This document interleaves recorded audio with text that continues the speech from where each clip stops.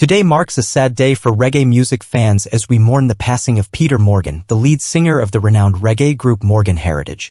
Peter's voice and talent have left an indelible mark on the reggae scene, and his contributions will be remembered for years to come.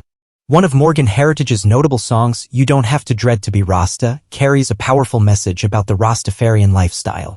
In this song, the band emphasizes that one's connection to Rastafarianism isn't limited to sporting dreadlocks. Instead, it's about embodying the values and beliefs of the Rastafarian faith, such as love, unity, and spirituality.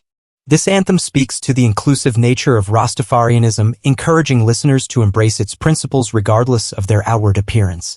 It's a reminder that the essence of being Rasta lies in one's heart and actions, not just their hairstyle.